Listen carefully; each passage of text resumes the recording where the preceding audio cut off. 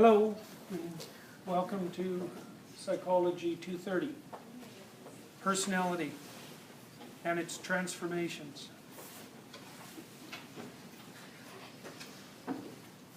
It's called that because there are two things that you have to take into account when you're thinking about personality, and one of those is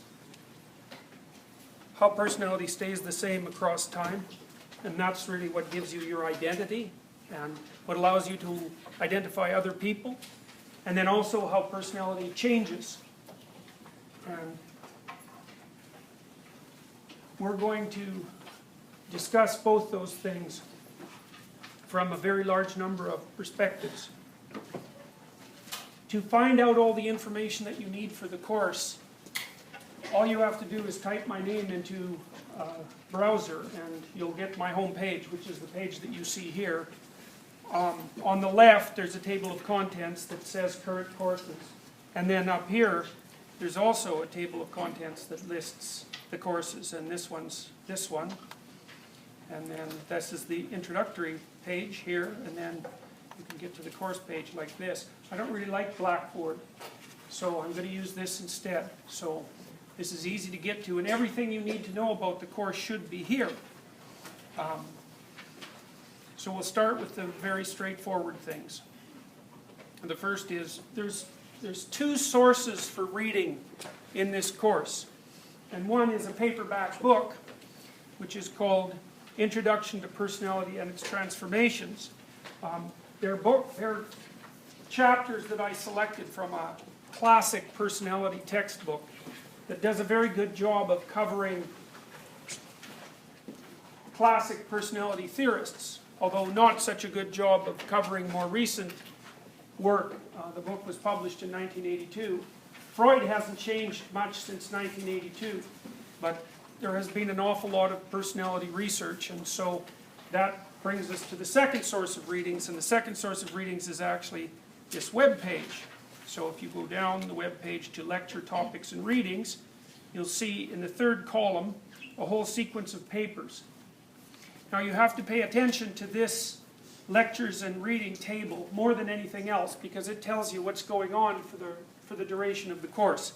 It'll tell you what the lectures are. So today, for example, it's January 7th, and so we're doing an introduction and overview. Maybe I can make that a little bigger.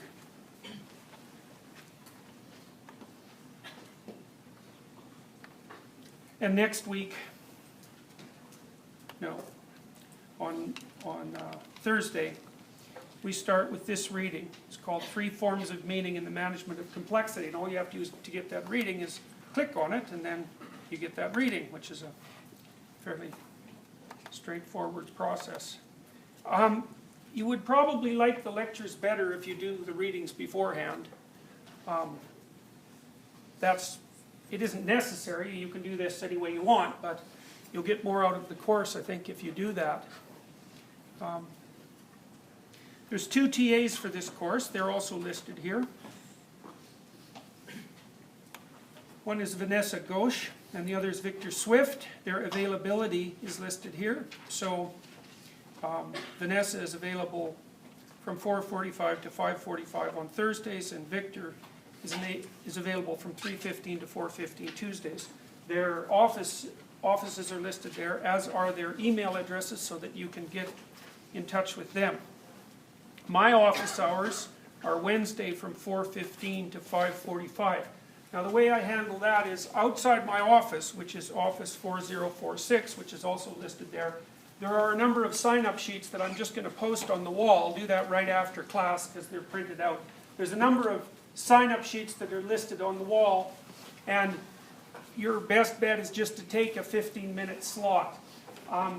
Don't take a whole bunch of them, because the student-to-teacher ratio in this class is obviously quite high, and so just take one for now if you would, and maybe if you have a meeting with me you can check back later to see if there's time for another one. I would like to have more time than that available, but 90 minutes is what I can spare this semester. So anyways, they'll be up today. Now in terms of the mechanics of the course, it's pretty straightforward. There's no tricks. There's 2 midterms. The first one is February 6th, and the second one is March 13th. And there's also a final. And the midterm and the finals essentially make up 75% of the course. It's actually 77.5% of the course. And then there's 2 writing assignments. The first writing assignment is an essay. And the essay has a number of different due dates. So if you're on the website, you can go to writing assignments, and then you'll see all these different topics that you can choose from. Now if you click on one of these, you get to this little sign-up sheet here, and then you can put in your name and your email address, and that signs you up for that topic. And as you can see, 10 people can sign up for each topic. So if you're in love with a particular topic, then you should sign up sooner rather than later. The due dates fall a little after the course content that's related to that topic. So it'll be the next class after the lectures on that topic end. And I've spread them out across the year so that the TAs don't die of frustration, and so that you guys can get your essays back with a reasonable degree of promptness, hopefully within a week, although let's say 2 weeks, which seems reasonable. So the second writing exercise, which is worth 7.5%, the essay is worth 15%, is a personality self-analysis.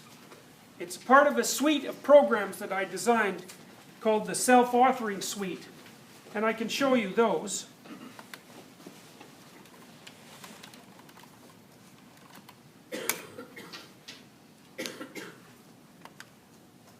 And it's at selfauthoring.com, and I'll show you this video at some point, but for now,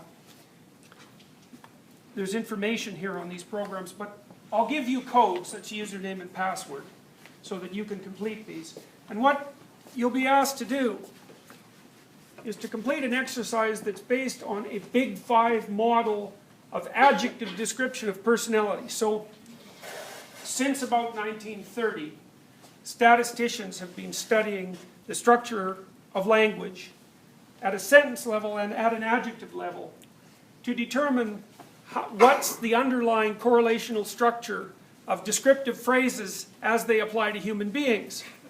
So for example, if you're happy, you're talkative, and that might not be surprising, but the fact that those two things are tightly connected was one of the things that was discovered by the factor analytic processes that led to the development of the Big Five. In the Big Five, there are roughly 5 traits, as the name might indicate. Extroversion, which is a positive emotion trait. Neuroticism, which is a negative emotion trait. Agreeableness, which is warmth and empathy, compassion. The other side of that is kind of a harsh coldness, I guess. Openness, which is both intelligence and creativity. And conscientiousness, which is industriousness and orderliness. Now, there are virtues, so to speak, and faults associated with all of those dimensions. So you can be too extroverted, which makes you rather impulsive, and if you're very extroverted, it's more difficult to get good grades in university because you're always out having fun with your friends and partying. And that might be good in that it'll help you develop a fairly extensive social network, which is a useful thing if you're associated with people who are useful for social networking purposes, but it can really interfere with your ability to sit by yourself and study. If you're conscientious, that's a good predictor of academic success, because conscientious people do what they say they're going to do, and they seem to suffer shame and self-disgust and self-contempt and guilt and so on if they don't. If you get too conscientious, though, you can get quite boxed in and orderly and narrow. And orderliness, by the way, seems to be associated with right-wing political views, and when it's extreme, it starts to get repressive. And so, the point of all this is that there are 5 traits, and they have positive and negative aspects, especially at the extremes. And these programs are set up, first of all, so that you'll see a series of adjectives that are universal descriptors. So it's basically a small set of adjectives, 100, that kind of cover each dimension of personality with a reasonable degree of comprehensiveness. Then you'll be asked to pick which ones you think are particularly relevant to you, and then you'll be asked to narrow that to a final list. In one half of the exercise, a list that represents your virtues, and then in the other half of the exercise, a list that represents your faults. Then you'll be asked to describe a time when that virtue played a positive role for you, or when that fault interfered with you. And then you'll be asked to describe how you might capitalize on that virtue in the future, or perhaps bring that fault under control in the future. And it turns out that writing exercises of this sort are very practically useful. They have a variety of positive effects, one of which seems to be an increase in academic performance. And our research so far has indicated that that increase can be quite substantial with similar programs. At McGill, we raised the academic performance of struggling university students by 25%, so a whole grade point. And at a business school in Holland, where this is being studied in some depth, we've studied 2,000 people. They actually did the future authoring program and not the present authoring program, which is the one you're going to do. And we improved their overall academic achievement by about 30% as well. Turns out that articulating yourself is an extraordinarily useful thing to do, and you could also think about that in a more comprehensive way as the goal of, say, psychotherapy and personality transformation. A lot of what's happening as you mature and develop as a personality is that what you are, whatever that means, I guess it's your behaviors and your potential, and I don't know exactly what potential is, but your behaviors and your potential can be increasingly organized at a high level of consciousness, articulated at a high level of consciousness. And articulation is a funny word, because partly it means joint articulation. You know, your hands are very articulated, and that's why you can do a lot of things with them. And hands and speech are very tightly related, which is why most people's speech centers are in the same hemisphere as their dominant hand. Anyways, articulating yourself makes you able to do many more things with yourself, and it also seems to quell your negative emotion, partly because it's clarifying you, you know.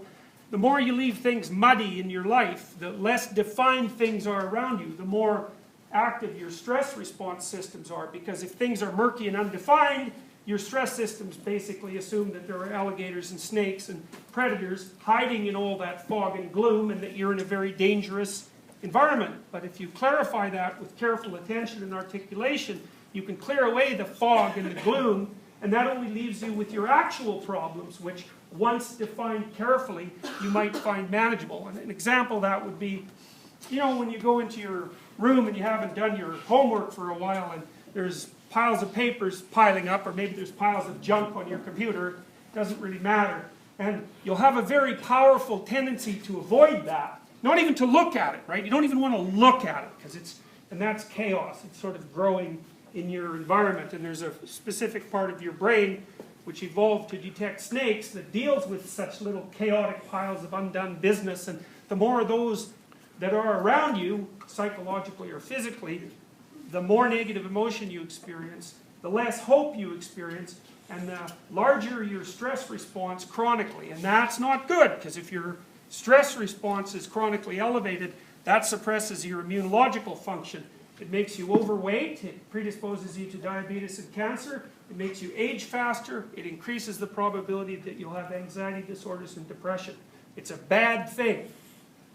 So clarifying who you are and what you're doing is a good thing, unless you want all those other things to happen, which seems highly improbable, although people desire some very strange things, and that's part of what we'll talk about as this course progresses.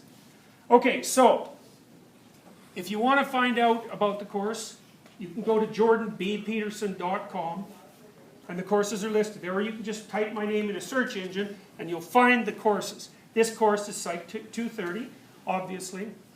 I mentioned that there's a reading book which you have to buy. The rest of the readings are online.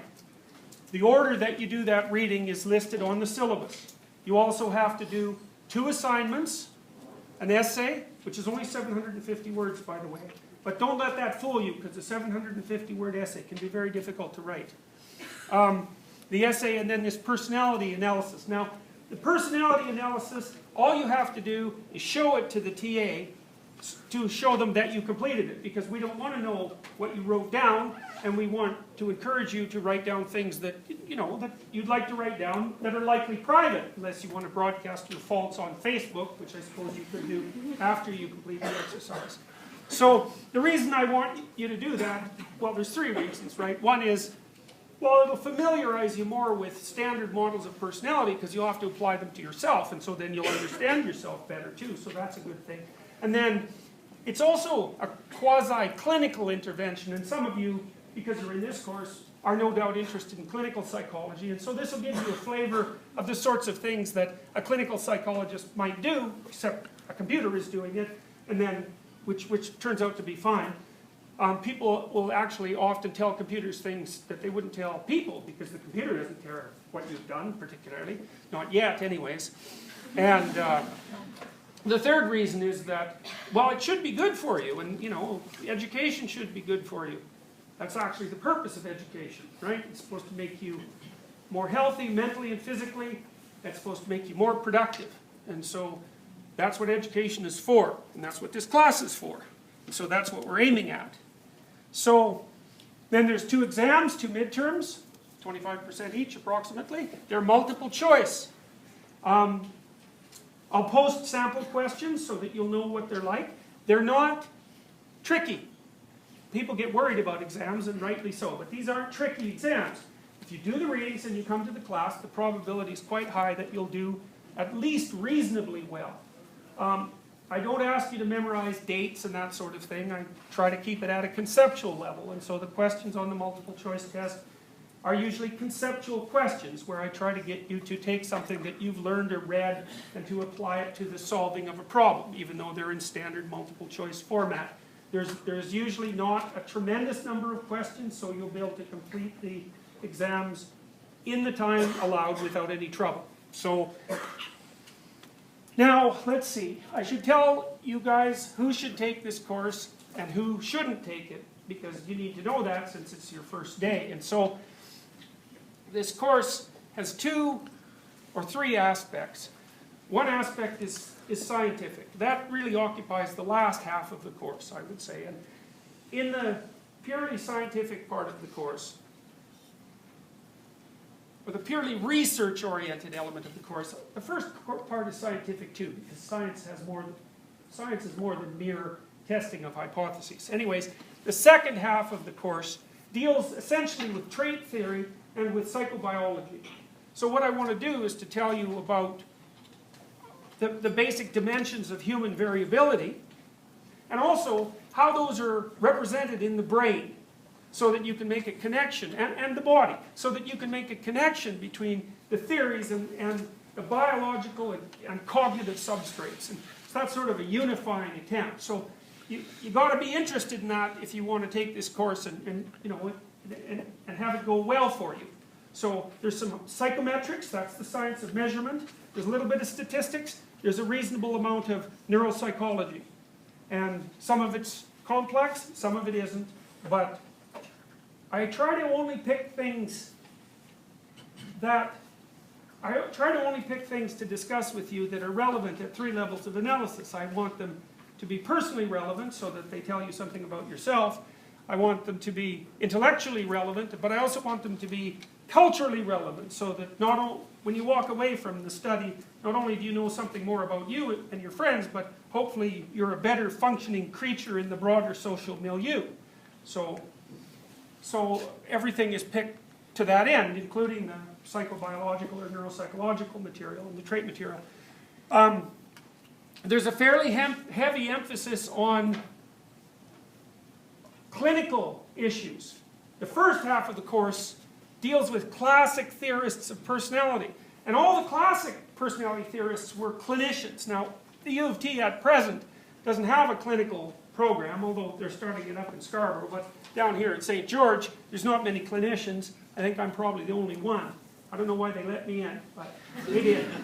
And the emphasis on the emphasis of clinicians is twofold, right? One is, well, who is the person, or what is the person? But more importantly, who could the person be, or what should they be? And that's a very strange thing about people, right? I mean, if you have a cat, you don't really sit around thinking, what could this cat be? Because it's a cat, and you know, if it has offspring, they're going to be cats, and in 1,000 years, they're still going to be just cats.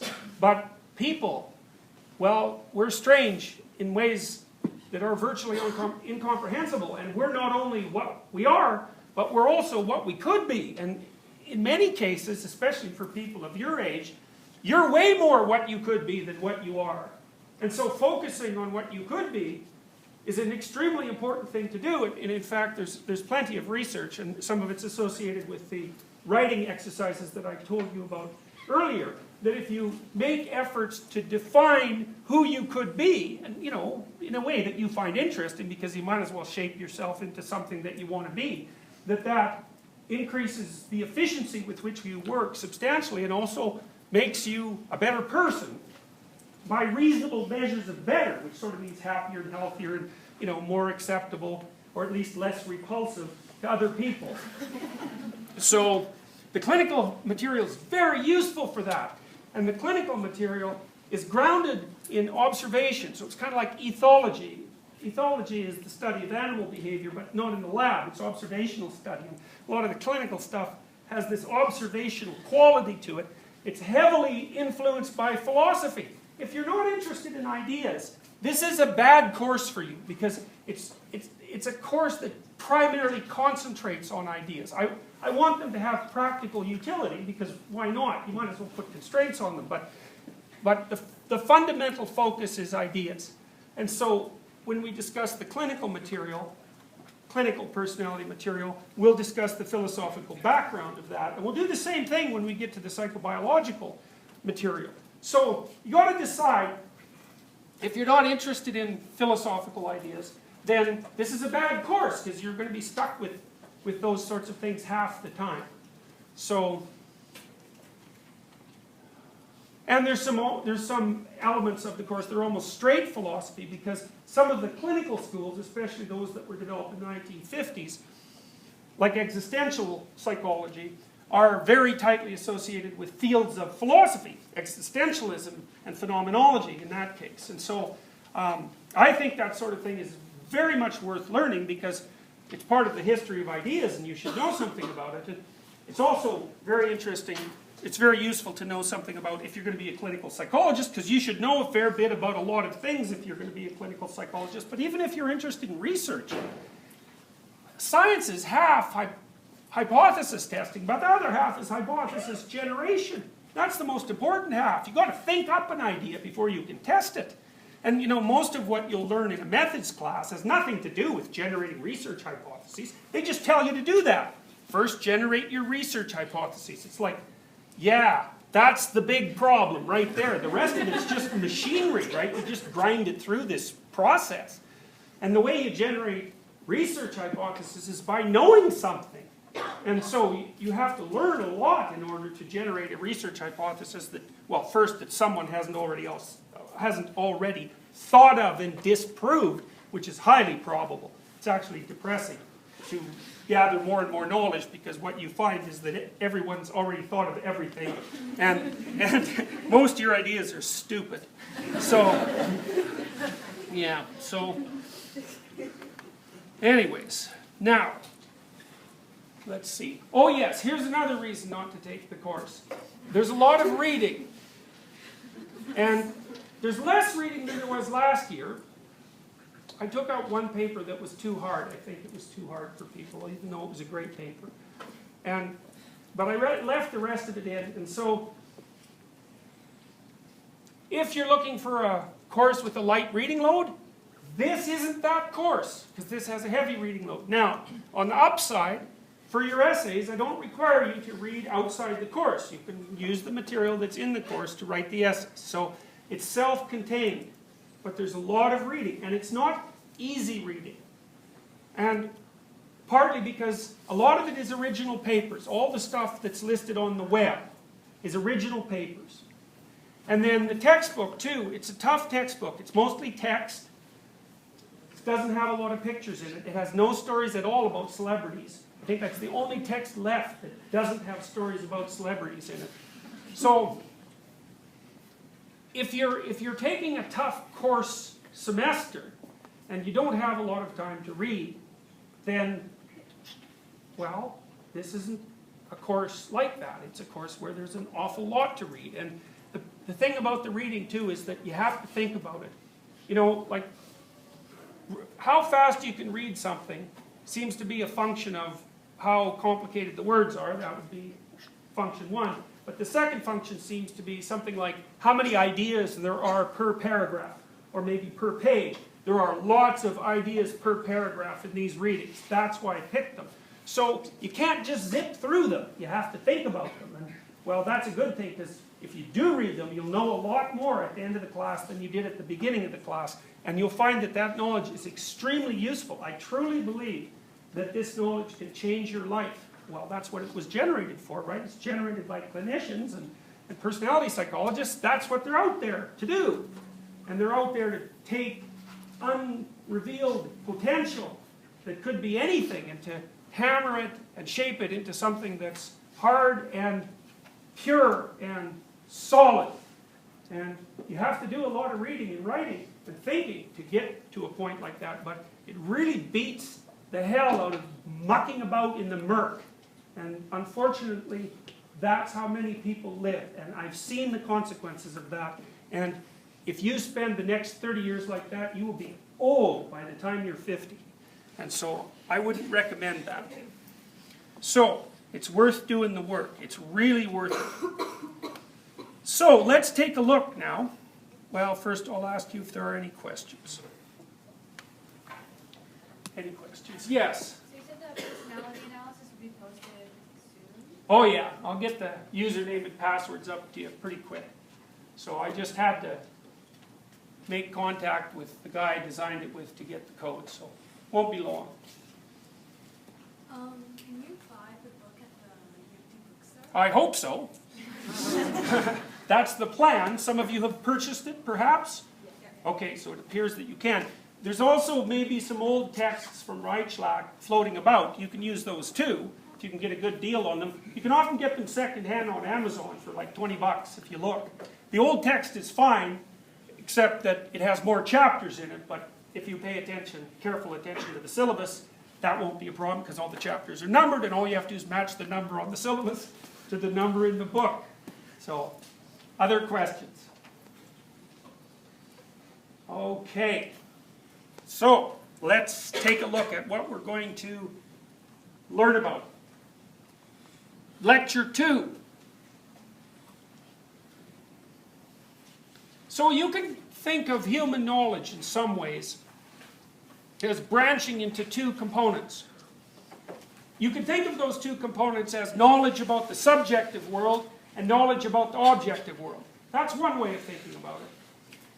The other way you could think about it is knowledge about what things are and knowledge about what to do. Now, most of what you learn in university is knowledge about what things are. But that's only half of what you need to know, because you really need to know, well, what you should go about and do. I mean, this is a real problem for human beings, because we're always trying to having to think up what we should be doing next. And like that's the fundamental question of life, which is, well, you know, what should I do next? Or what should I do tomorrow? Or what should I do next week? Or next month?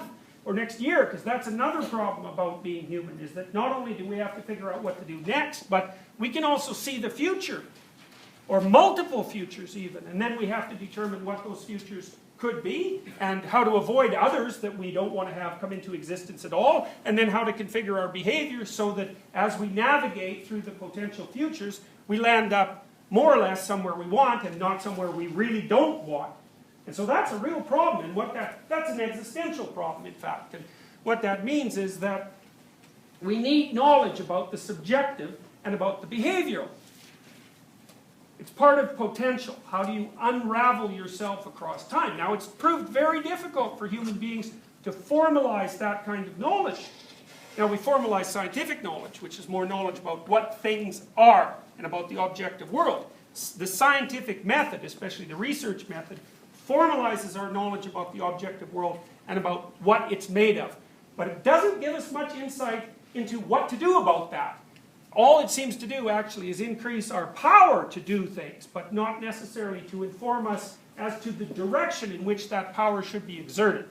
And you don't really have to look any farther than the 20th century if you want historical proof of that, because as people got more and more powerful, so that we could sit in this lovely classroom and all be warm and cozy while it's terrible outside, we also learned how to kill each other with unprecedented gusto and potency. And so science has enabled us on both sides, and that's how it is, good or bad. On the behavioral side, there's a tradition of knowledge, and it's an ancient tradition, and it's grounded in forms of knowledge that are likely tens of thousands of years old, or maybe even older than that. And those are forms of knowledge that are essentially mythological or religious. And the reason that I start with those is, first of all, religious systems are in many ways theories of personality. And there's very tight associations between certain religions and certain fields of psychology. So Judaism has been identified fairly heavily with Freud, and Christianity with Carl Jung's work, and also with Carl Rogers' work. Rogers was actually a seminarian. And a lot of the ideas about what a person could be, so these are ideas about the ideal, are derived from religious and mythological substrates, because they have to be derived from somewhere, right? And so you think, well, how do people get their ideas about what's possible or what should be? Part of it's through storytelling. That's why you go to movies, right? You go there to see what people could be, and you enact all those people on the screen with your bodies while it's happening, and you have a little neural system that does that, so it puts you right in the action. It's an amazing ability, amazing human ability. And the reason we're so attracted to that sort of thing is because we want to know what to do with ourselves. And there's a very large body of very complex information that pertains to that. One of the things that Carl Jung said was that, one of the things he believed was that that form of knowledge had developed quite explicitly up to about the time of the Renaissance, or about to the time of Bacon and Descartes, who founded, and Galileo, who basically founded the scientific method. And then we sort of stopped developing that kind of knowledge, and the knowledge of the objective world just leaped ahead in like exponentially. And so that's left us with the same moral intelligence we had in the 1700s, but with 21st century technology. Not necessarily a good thing. So part of what we're doing, in a sense, is rescuing the past. You know, in my other class, sometimes I show Pinocchio, the movie. How many of you have seen Pinocchio? A lot of you, eh? So yeah, it's like the most popular animated movie ever made. Second, I think, is The Lion King. It's more popular. There's one scene in Pinocchio where Pinocchio rescues his father from a whale. You may remember that. You may notice that you watched that and that was perfectly fine as far as you were concerned, right? That you could watch a puppet swim with a cricket to the bottom of the ocean and rescue his father from a whale. It's like, okay. So the first thing you might think about is, how in the world could you sit there and swallow that? And not even notice that you were doing something as absurd and bizarre as any ritual you could possibly imagine. Well, it's partly because we're very attracted to narrative. And narratives have structure. Narratives are about behavior. And they have a deep structure, and they have a deep symbolic structure. So, for example, the whale in Pinocchio wasn't just any ordinary whale, right? Because if you remember, it also breathed smoke and fire. It's very strange behavior for a whale. And that made even a whale that strange. And that made it a dragon. And so partly what that meant was that Pinocchio was rescuing his father from a dragon. That's a very old story. In fact, that story is the oldest story that we have in written form. It's a variant of a story that was told by the Mesopotamians about 5,000 years ago. So, part of that story means, well, you should rescue your father. Well, from what? Well, from the murky chaos in which your culture is embedded. You know, you guys are all inheritors of rich cultural traditions. You know, those aren't just words. Those cultural traditions orient you. They keep you sane. And if they're desiccated and broken up and dead and archaic and lying in the bottom of the chaos, then you better get them back out of there, because without them you're going to live shallow and difficult lives. And that's a bad idea.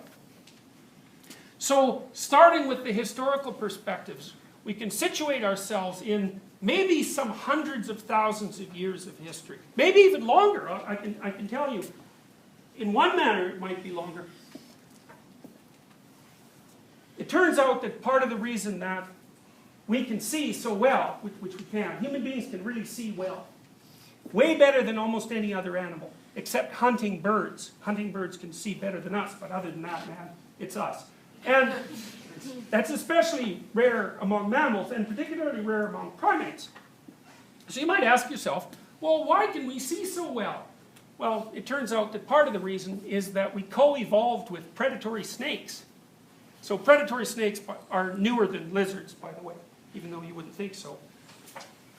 And there's a woman at UCLA named Lynn Isbell who was thinking, why do people see so well? And so she had this snake detection theory because she'd worked with primates.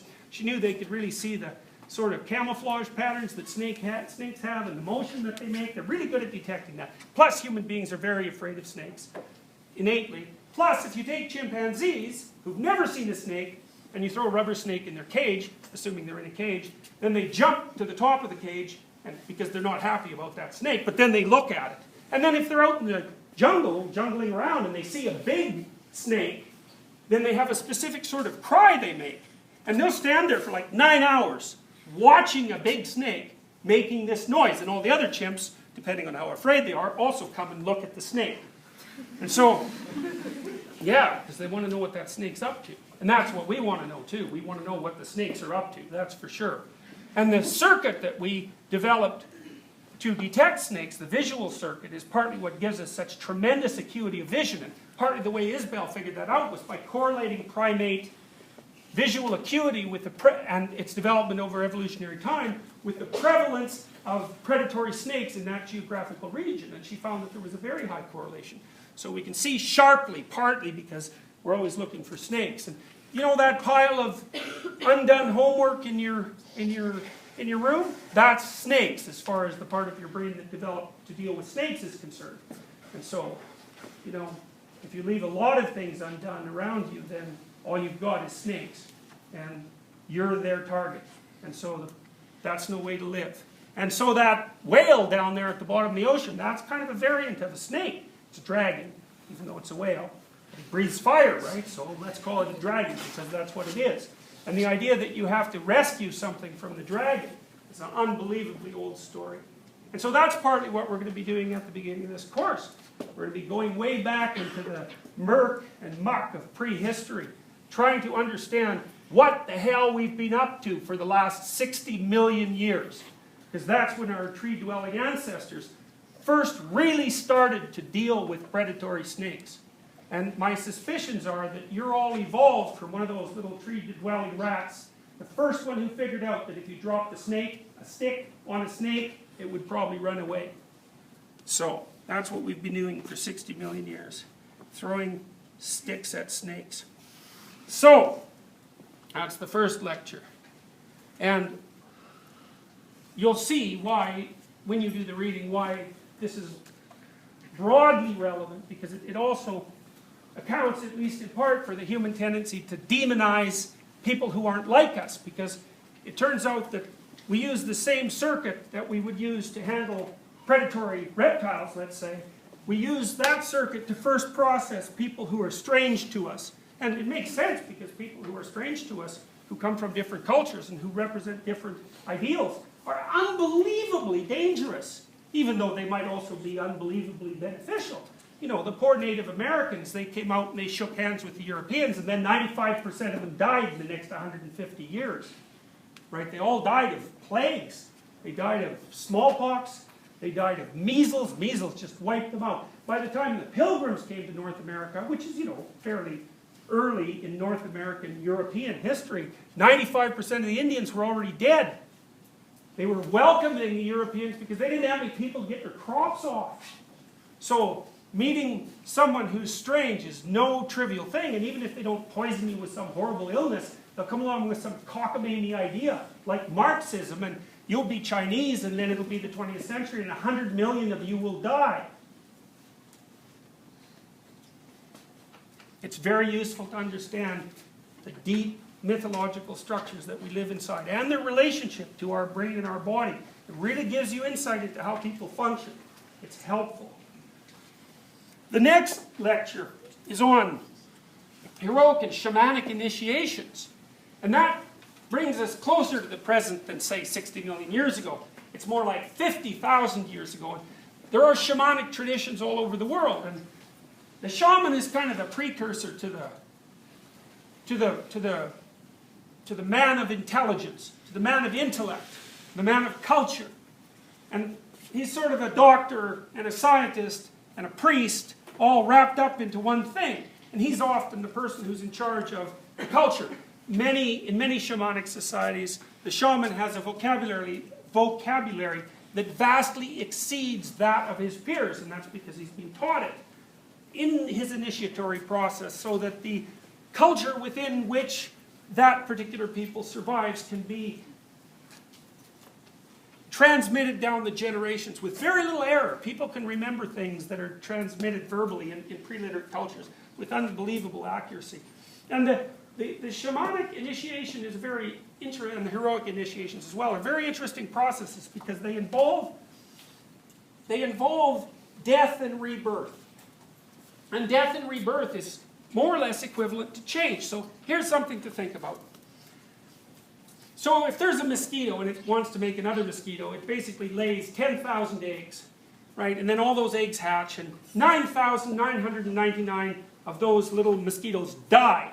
And then one mosquito makes it and lays another 10,000 eggs. So it's a pretty costly reproductive strategy, right? But so the way the mosquito works is that it knows that the world is chaotic and dangerous. And it has no idea how to survive in that. So it just makes a whole pile of mosquitoes. And it hopes that one of them will sneak through. And each of those mosquitoes is a tiny bit different from each other mosquito in terms of time and place and also genetic structure. And maybe one's got some little advantage that allows it to survive. But it's costly, right? It's 9,999 to 1. Otherwise we'd be covered with mosquitoes. So the way the mosquito deals with the fact that you can't figure out what's going on is by producing lots of mosquitoes. But the way people figure out what's going on is by producing lots of ideas. And ideas are, the relationship of ideas to you and the external world is the same as the relationship of animals to the environment. So there's a philosopher named Alfred North Whitehead who said, human beings evolved to let their ideas die instead of them. Now that's a smart way of thinking, because it means that you can parse off a little sub-personality of yourself. Maybe it's an angry sub-personality or sad sub-personality or an irritated or a resentful. Or, those aren't exactly ideas. They're more like little spirits that are partly you. They're kind of stupid because they've only got one direction, but they're still variants of you. And maybe you can present one of those to someone, which you might do if you're dating someone and you want to, assuming you still do that. If you're dating someone and you want to impress them, maybe you spin off some little variant of yourself that you think is particularly attractive. Probably won't work. I doubt if that'll work. And if it doesn't work, well then you can get all heartbroken and let it die, and then maybe the next one you spin off will be a little more, together. And so that's how people progress. They progress by dying and coming back to life at different levels. I mean, maybe you're just making some little ratty mistake, and so you can let it go and you're only ashamed momentarily. And it's only a little pain when that circuit dies. Or maybe it's your whole damn personality that has to go. And that happens to people when they encounter a catastrophe of one form or another. So that might happen if someone close to you dies, or if you lose a limb, or if you get an illness, or, any of the horrible things that plague people to very deep levels, which might mean pretty much all of you has to go, and maybe you'll actually die. But if you don't, well, you can let go of what's holding you back, and maybe that's your old self. And then you can come back to life. And I'll tell you, it's a lot better to do that voluntarily, before it's necessary, than involuntarily in a moment of crisis. And I would say in some ways that's the lesson of clinical psychology. Confront the damn snakes first. Because it's really hard to get out of their bellies once they've eaten you. So, The shamanic initiations are death and rebirth initiations. They formalize that. They're often, the rituals themselves are often accompanied by the use of different classes of hallucinogens, which for one reason or another seem to facilitate, at least symbolically, the process of transformation from life to death and back to life. So they're dramatizations of the process by which people learn. You learn something, to really learn it, some presupposition that you had before that has to crumble. And then the new information comes in, and you can build a new self around it, but it's a painful process, and that's partly why people stick to their ideas or their past selves. You know, and you could stick to your past self and that would be fine, except that everything's changing around you all the time. And so if you don't change, then you just get more and more outdated. You're more and more archaic. None of your presuppositions work anymore. And so you're like this rusty machine clanking around, running into things all the time, and your life is very miserable because you don't fit the environment anymore. And so when I talk about personality and its transformations, something that you could ask yourself, which is in some way the most fundamental question you can ask yourself is, are you the thing that stays the same, or are you the thing that changes? And, you know, the thing that changes can live in a lot more places. And so that's worth thinking about. But the cost is, well, when you change, you die a little bit. And that's painful. Or maybe you die a lot, and that's really painful. So if you ever wonder why people don't change, that's part of the reason. Then the next section is on constructivism. We're going to talk mostly about Piaget. He's actually a developmental psychologist. I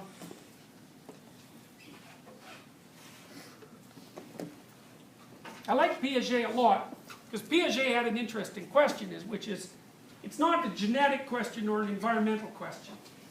And you know, you might think those are the only two kinds of questions there are when you're thinking about development. It's not exactly that. And here's why. It's not clear to what degree you're specified by your genes.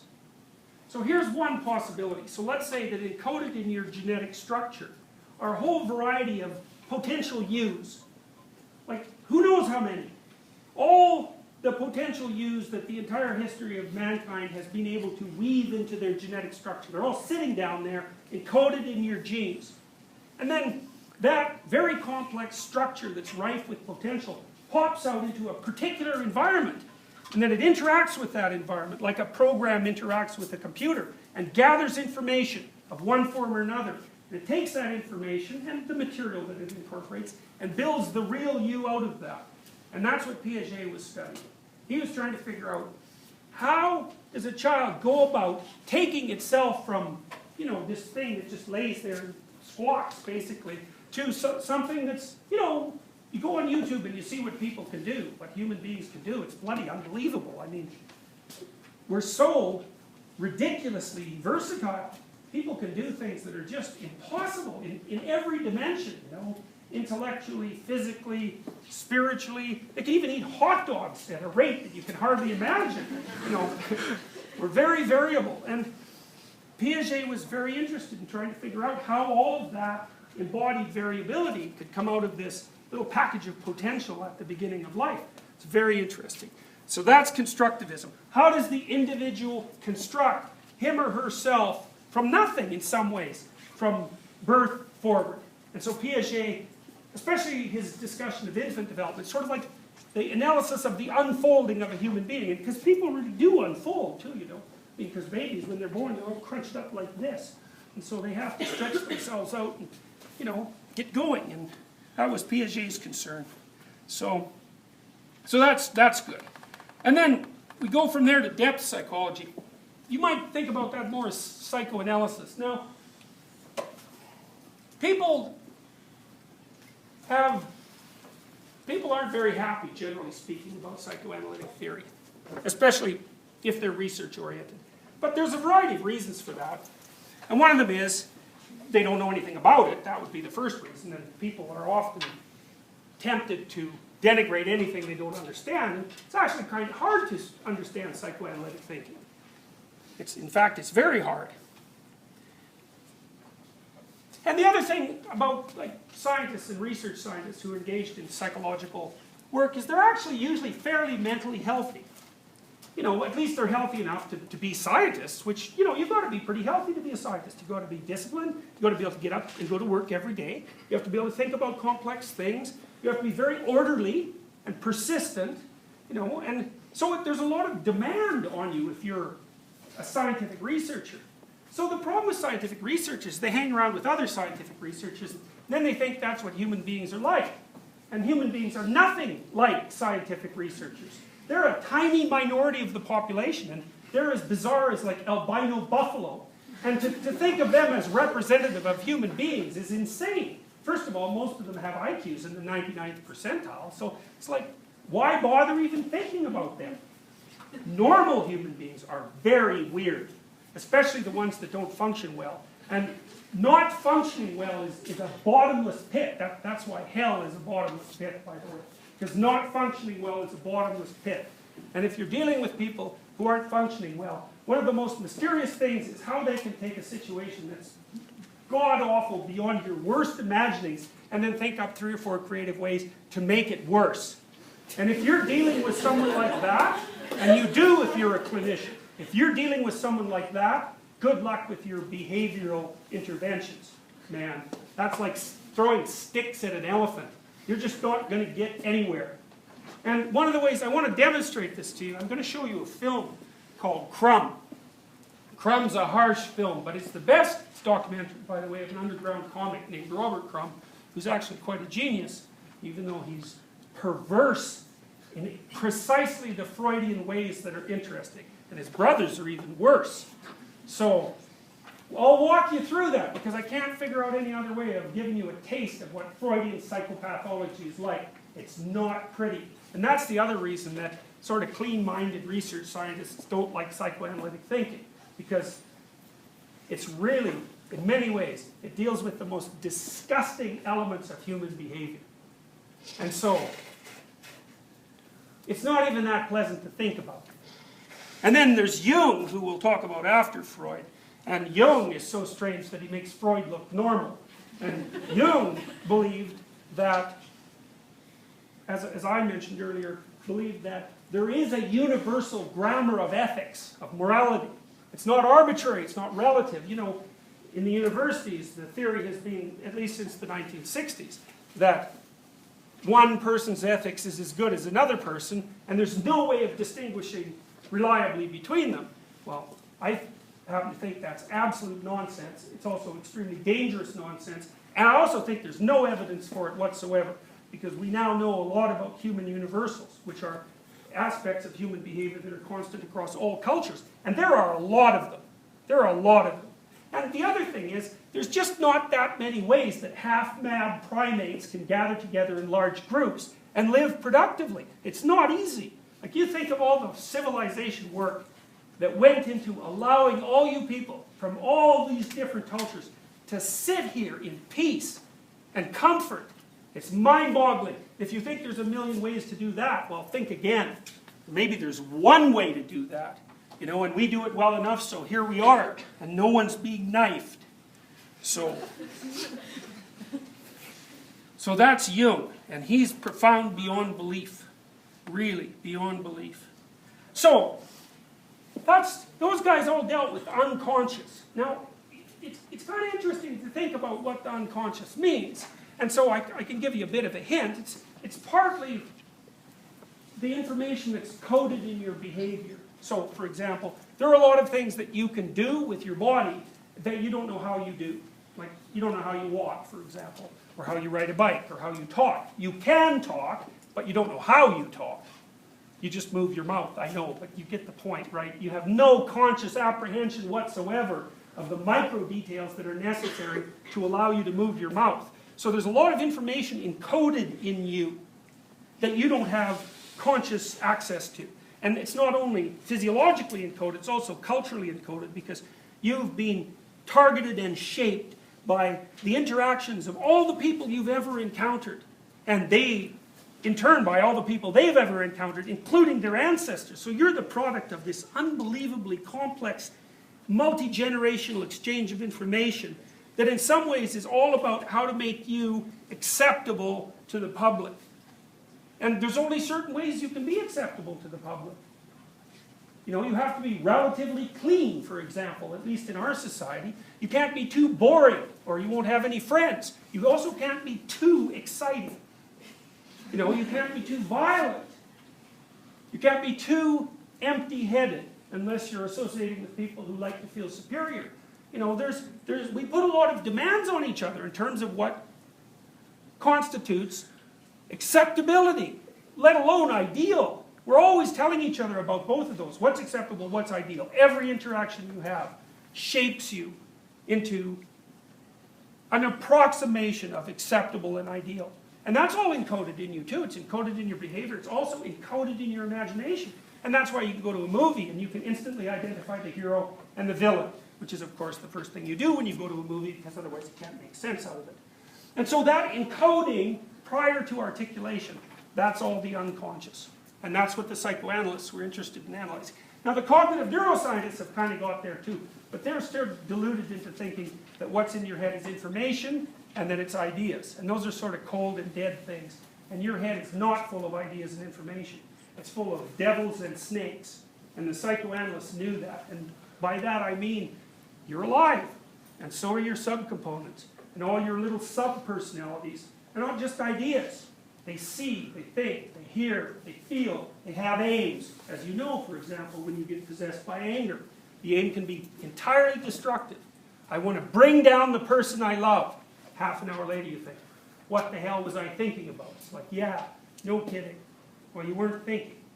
You're just possessed by a little sub-personality. And that's what the psychoanalysts were interested in. Sub-personalities, fantasies. Next we go to the humanists and the existentialists. Now they're interesting because they come at the problem of what's wrong with people from a kind of a universalist perspective. Now for Freud, if you weren't sick, you were healthy. And that seems obvious, because we think you can make a clear distinction between sick and healthy. But the existentialists, they didn't want any of that. Their hypothesis was, if you're human, you're sick. There's no way out of it. And the reason you're sick, in a sense, and unlike any other animal, is that life itself poses a paradoxical problem to you. Partly because you're so conscious and because you're self-conscious, and actually a sequence of paradoxical problems. A, how do you live when you're vulnerable and mortal? That's a rough one, because you might say, well, why should I bother at all, or who's going to know anyways in 1,000 years or 1,000,000 years, or why is there suffering, or how do you go on in the face of cruelty? And those are questions that grip at people's soul and crush it. And they're not a consequence of mental illness. It's like, how long should it take you to recover if your whole family is wiped out in a car accident? What's healthy? Well, we don't know the answer to that. It's like, should you ever recover? Maybe if you were halfway empathic, it would just kill you. You know, a lot of times people can't recover from their grief because they're guilty. They think, how can I live when all those people close to me died, and they died unfairly? Well, that's an existential problem. And then, so there's one class, which is vulnerability and mortality. Everyone's got that staring at them. So how do you deal with that? Hard question. Second class of problems. Well, everybody's always evaluating you. Always.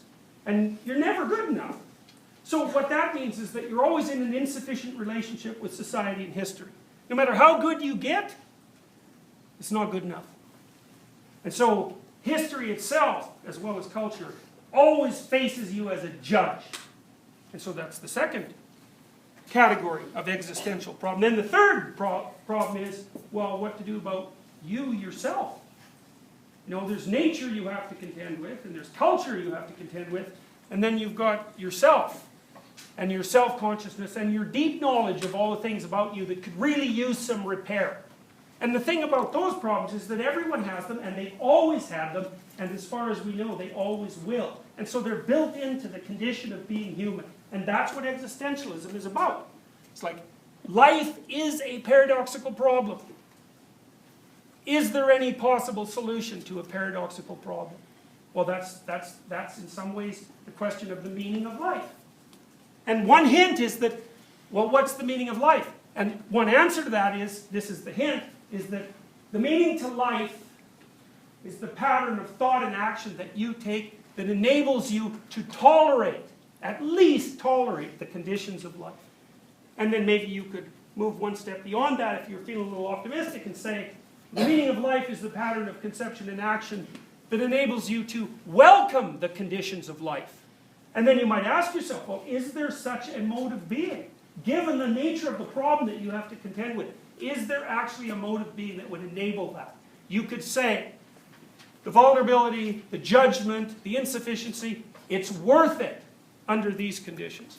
And that's the other existential question. And the people who posed those questions, they weren't messing around. So you're going to read people like Frankl, Viktor Frankl, and Alexander Solzhenitsyn. And what those two people lived through, I mean, it's unimaginably horrible. And when they were wrestling with the questions that I just described, they weren't academic issues. They were embodied issues of life and culture and genocide and cruelty.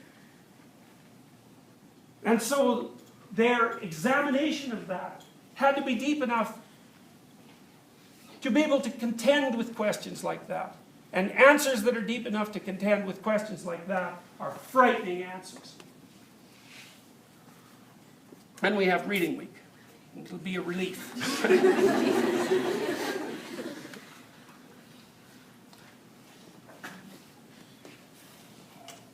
The last part of the course. This is when we switch over into the more scientific domain. And so we're going to do two things, as I said. We're going to take a pretty deep look at how the brain functions, as far as we know in our current state of unimaginable ignorance. Like, we really know so little about the brain, or maybe we know a bit about the brain, but we certainly don't know anything yet about consciousness. And consciousness seems to be a very, well, it's a relevant part of the brain, right? It's sort of the part that everybody cares about, since consciousness, in some sense, seems to be you, even more than your brain is you. I mean, your brain, it's just this thing inside your skull. But your consciousness, you know, that's your being. We don't have a clue about consciousness. We're not even able to conceptualize it in a scientific manner. It's a real mystery. So, but having said that, there's still plenty of things that are interesting to know about the brain. And one of the things we're going to do, and this is sort of associated with the Freudian idea of the id. You know, the id for Freud was the natural self. And so that was your primordial, you could think about them as drives or temptations or values. Values is probably the most accurate. Anger, sexuality, those are the top two Freudian concerns. There's plenty others. Eating, Freud didn't care about that. We do now because everyone has an eating disorder, or virtually everyone. So for the Victorians it was sexuality. For us it's food. Sex doesn't seem to be a problem. But we just can't eat anymore. So we're going to take a look at the low-level biological systems in the brain. And those are systems, God, some of those systems are so old that even crustaceans have them. So for example, this is so cool. So if you give a lobster who's been defeated in a dominance fight, because they fight for dominance, and they might even know it. If you take a lobster who's been defeated in a dominance dispute, he'll go back to his little lobster hole and pout.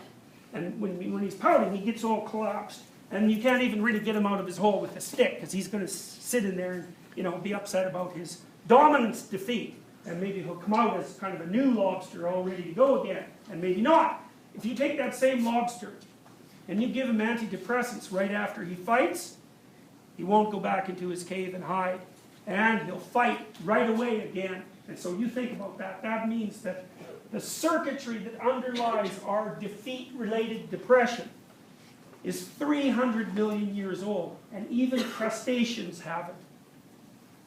So that's way down in your brainstem, man, because lobsters hardly even have brains. In fact, if the lobster is big and tough, and he's been a dominant lobster for a long time, and he gets defeated badly, then when he goes off to pout, he has to dissolve his whole brain, because all it does is dominant stuff. Then he grows a new subordinate brain, and he weasels around with that for a while.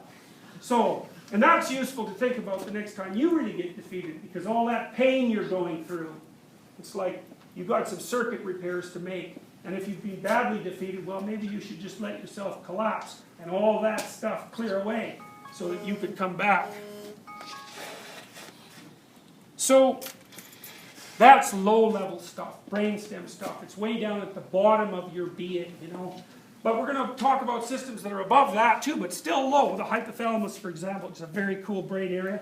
It's sort of responsible for all the basic drives: hunger, temperature regulation, sexuality, defensive aggression. Predatory aggression looks like it's something different. Everyone has those systems.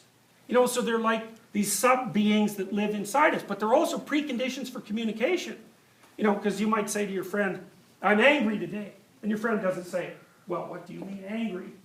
He says, well, what happened to upset you? Because he knows what anger means, and the reason he knows that is because he's already got it in his head. He's like you. He gets angry, he gets sad, he gets afraid, he has the basic emotions. But not only the basic emotions, but the basic motivations. And so we're going to look at the brain systems that underlie the basic motivations and the basic emotions. And in some sense, those systems are equivalent to the physiological incarnation of the id that Freud described at the end of the 19th century. And so that's a nice way to look at it. You'll go through the psychoanalytic thinking, which kind of puts flesh on these systems, because for the psychoanalysts, and this is why they're still relevant, those weren't just systems. They were living personalities, narrow, one-eyed personalities. They only want one thing, but personalities nonetheless. Ancient gods, that's another way of looking at them. And things you have to contend with, whether you believe in them or not. We'll discuss all 5 traits as well. Extroversion, as I said, that's positive emotion. Neuroticism, that's negative emotion. People vary on those dimensions. Agreeableness, that seems to be associated with maternal behavior on one end and predatory hunting on another, because human beings are hunters. And mammals, it's a weird combination, right? Because if you're a hunting mammal, you have to figure out how not to kill and eat your children, right? And that happens in lots of mammalian species, especially among the males, so they have to be moved away. But human beings have solved that, more or less. You know, it gets complicated in mixed families, because if you're the child of a step-parent, you have 100 times the likelihood of being abused. So, we'll talk about conscientiousness, which is a great predictor of long-term life success, but also associated with fascist political predispositions, because it turns out that the way you vote has very little to do with what you think, and very much to do with what your temperament is. So, even for high-level cognitive functions like political belief, these underlying systems play a determining role. Last 2 things. We're going to talk about performance prediction. And by that I mean, well, there's been accruing evidence. You might say, how do you have a happy life? First of all, I would say that's a stupid question. But we'll go, because happiness it's not the right aim. It's a way, it's not a place to go. It's a manner of manifestation while you're journeying. It's something like that. But leaving that aside, what do you need to live a high quality life? Well, we kind of know that already. I mean, it's kind of obvious. You know, you need friends, you need intimate relationships, you need meaningful work. You know, having more money than will pay your bills doesn't seem to help that much, etc., etc. So it's like, you know, it's like intelligent moderation and discipline. It's very boring. It's exactly what you'd expect if you were pessimistic about excitement. Performance prediction, we're going to look very carefully at the nature of the traits that make people successful in life. And, you know, you might say, well, what do you mean by successful? But, you know, one of the things I mean is not in too much pain and anxiety, because that turns out to actually be more important to people than being happy. You know, if you say to people, what do you want? They say, I want to be happy. But if you analyze what they mean by happy, they mostly mean not suffering and not terrified. You get those 2 things under control, like the worst that can happen to you is that you'll be bored. So, and then we'll wrap it up at the end. Okay, so that's the course. So, I'm glad to be teaching it. It's good to see all of you here. It looks like we kind of have a comfortable classroom, so that's kind of nice. decide if you want to take the course. Because I don't want you to be disappointed at the end. So I'm really telling you seriously. You gotta like ideas. If you like this lecture, you'll like the course. And you gotta do the reading. And there's a fair bit of reading. So, we'll see you Thursday.